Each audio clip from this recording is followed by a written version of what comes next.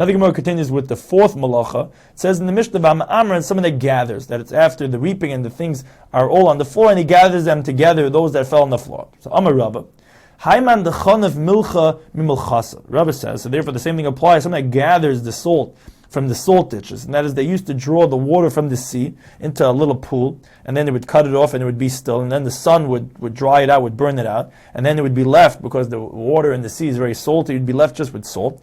And that pit is called milchasa. These are the salt ditches. Someone that gathers the salt from there, he's liable for the malacha of gathering together, because he's also like gathering the grains. Here he's gathering the salt. Abaye says no. Ein imer el b'gedulei karka.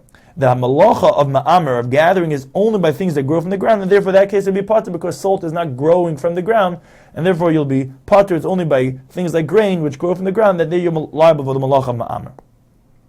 Then the fifth malacha the Mishnah tells us about Dosh, and someone that does threshing.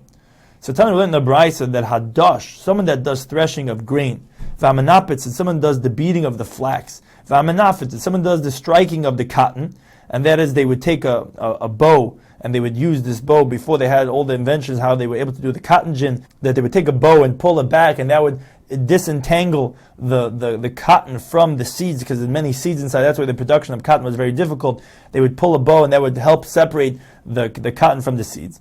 And interestingly, that cotton is something that grows from the ground, and that's why they're calling the disentangling of the cotton from the seeds as a telada of Dosh, of threshing, which is removing it from the things that are mixed into it, the psilus that's inside of it.